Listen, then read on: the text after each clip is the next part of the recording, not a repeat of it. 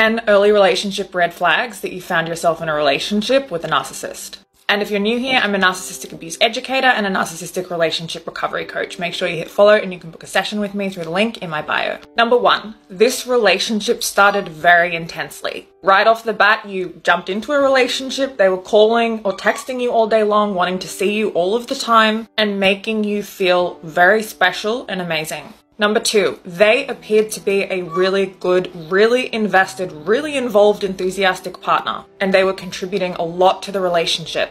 However, as time goes on, they have started to retract all of their love, attention, and affection and approval, and now you're the one doing all of the work and making up the distance.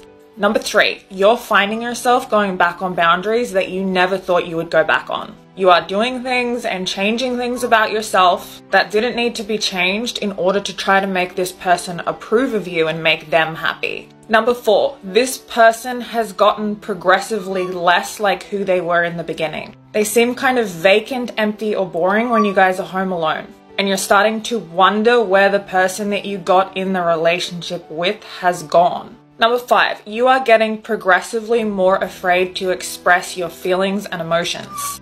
Because this person either takes you expressing yourself as a personal attack on themselves, or they're starting to outright punish you for speaking about how you think and feel and what your desires are and expressing emotions. And because of this, you spend a lot of time writing and rewriting long text messages, policing and being very careful of your tone, the words you use when you bring things up, and even the expression on your face. Which leads into number 6. They are hypersensitive to criticism and continually seem to perceive that you are trying to attack them, trying to persecute them, trying to humiliate them, and otherwise starting to see you and treat you as more of an enemy than a partner. Number 7.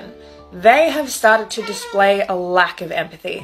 Either they're not really reacting normally when you get upset or cry, or you have told them something terrible that's happened. Someone's died, you have disclosed abuse in your past or something like this. And instead of empathizing with you like a normal human being, they kind of had a non-reaction. Number 8, you realize that they are actually very manipulative and that they are gaslighting you. They're telling you that things that happened didn't happen. They're making you question your memory and generally denying your reality in different ways. And otherwise using fear, obligation, and guilt to manipulate and control you. Number 9, they hold massive double standards that they cannot seem to see. They have one rule for you and another rule for themselves, and often appear like a massive hypocrite, but yet they cannot see that. And in fact seem to have a massive issue with self-reflection in general.